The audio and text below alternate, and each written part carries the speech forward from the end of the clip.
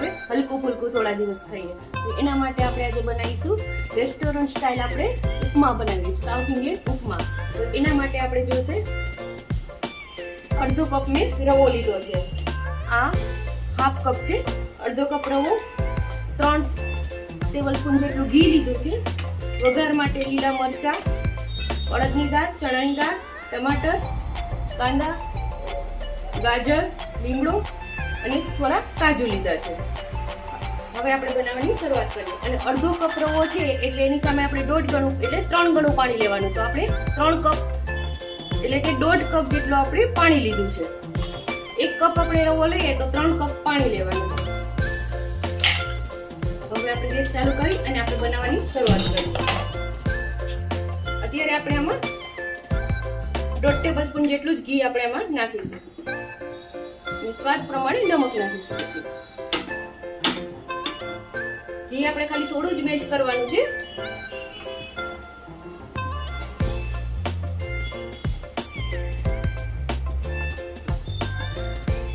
ઘી આપણું મેલ્ટ થઈ ગયું છે. સ્લો ગેસ ઉપર આપણે આ રવો જે શેકી લેશું.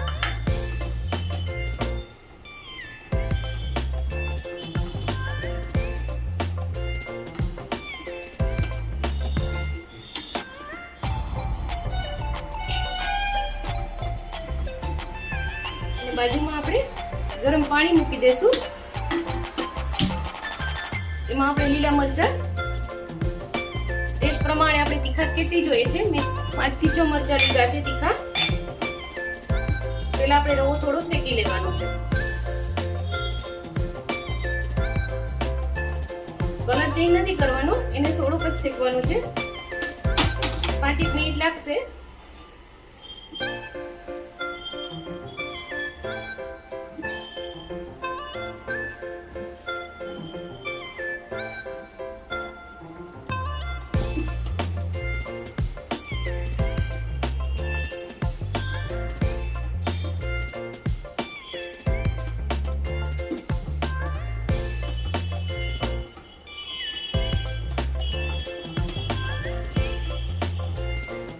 આમાં આપણે પેલા ઘી મૂકીને પણ સીધું અડદની દાળ, ચણાની દાળ નાખી શકીએ, પણ રેસ્ટોરન્ટમાં આ રીતે કરે છે. પેલા રવો શેકી લેવાનો અને પછી એને એક પ્લેટમાં કાઢી અને પછી બીજો વઘાર કરવાનો.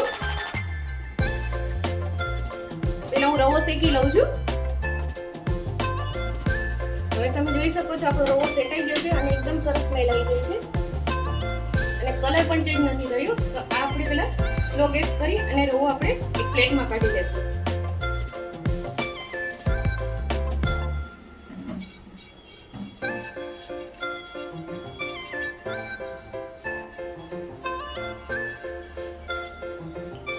આ સ્પેનમાં આપણે 1 ટેબલસ્પૂન જેટલું પાછું ઘી લઈશું અને પાણી પણ આપણું ઉકળી ગયું છે એટલે આપણે સ્લો ગેસ કરી લેવું છે.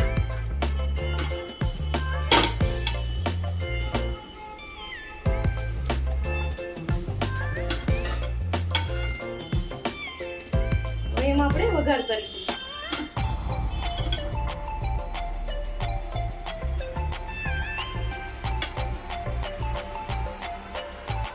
ઘી આપણું ગરમ થઈ ગયું છે એટલે એમાં અડદની દાળ,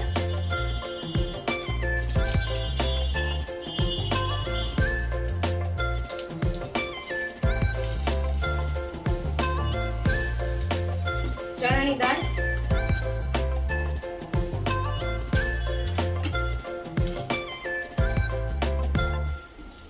ગેસ આપણે એકદમ સ્લો છે અને આપણે થોડી ગુલાબી કલર કરવાની છે.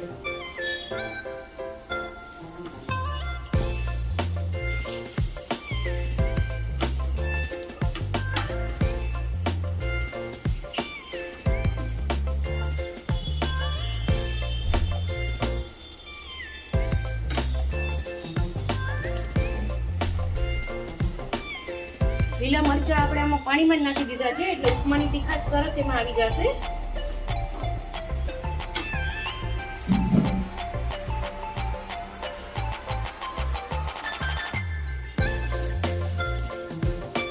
હવે દાળ આપણી થોડી શેકાઈ ગઈ છે, કલર ચેન્જ થઈ ગયો છે અને સુગંધ સરસ આવી રહી છે.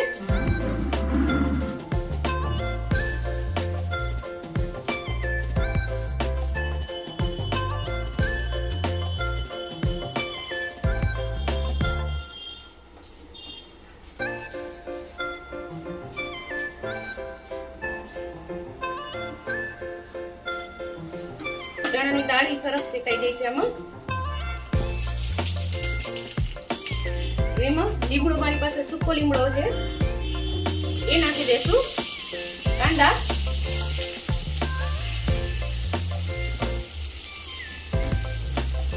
અને ગાજર.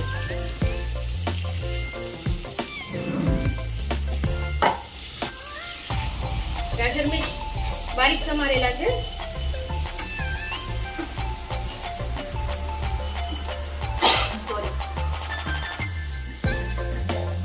સરસ ઉકળી ગયું છે. હવે ગેસ બંધ કરી દઈએ આપણે અને ટેસ્ટ પ્રમાણે આપણે નમક નાખી દઈશું.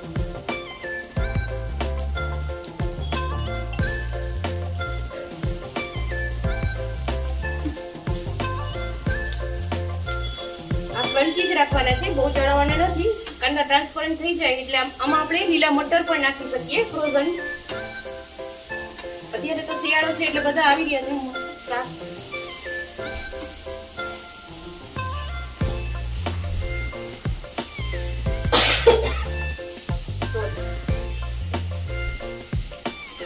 મરચા બહુ તીખા છે એટલે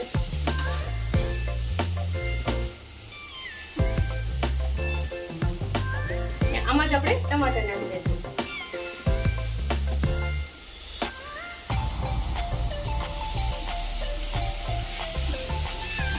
સારી તો સોતરી ગઈ.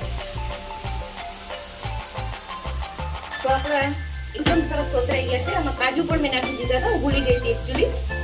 હવે એમાં આપણે રવો નાખીશું. આને બધું મિક્સ કરી લેવાનું છે.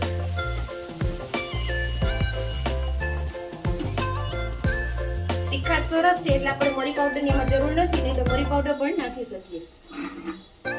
હવે ધીમે ધીમે આપણે નાખીશું.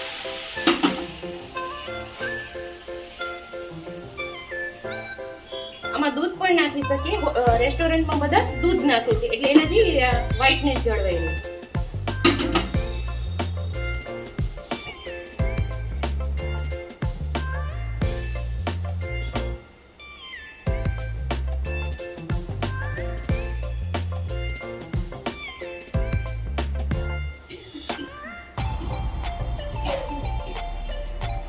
હજી થોડુંક પાણી સમાશે.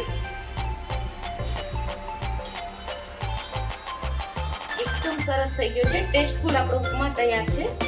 થોડુંક એમાં આપણે પાણી નાખી દઈશું અને થોડા આપણે લીલા મરચા આપણે જેટલા નાખવા હોય એટલા નાખાય, કારણ કે આપણે તીખાશ જ જોઈ દીધી.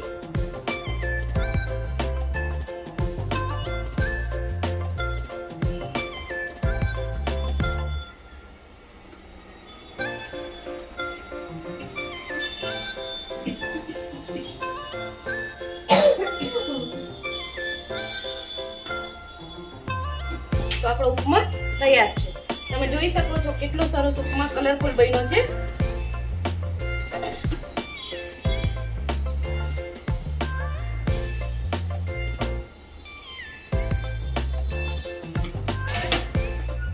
ઉપમા રેડી છે. તો હવે હું એને ગાર્નિશ કરું છું. તો તૈયાર છે આપણો મસ્ત મજાનો ઉપમા. એમાં મેં લીંબુ પણ આપણે ઉપરથી નાખવું હોય તો નાખી શકીએ, એટલે મેં આ રીતે એમાં લીંબુ રાખ્યું છે. ટમેટાની ખટાશ છે એટલે આવી જ જશે ખટાશ, પણ નાખવું હોય તો આપણે ઉપરથી નાખી શકીએ છીએ. એકદમ સરસ ઉપમા છે અને ટેસ્ટમાં ખૂબ જ સરસ લાગે છે. તમે પણ બનાવીને ટ્રાય કરજો અને મને કહેજો કે મારી રેસીપી તમને કેવી લાગે છે. જો મારી રેસીપી તમને પસંદ આવતી તો મારી ચેનલને લાઈક કરો, શેર કરો, સબસ્ક્રાઇબ કરો અને મારો વિડીયો મિત્રો વધુ ને વધુ શેર કરો. તમે જે મને વોટ્સએપમાં કોમેન્ટ કરો છો અને એ મને કોમેન્ટ યુટ્યુબમાં કરો તો મને વધારે સારું રહેશે. બધાને જય શ્રી કૃષ્ણ.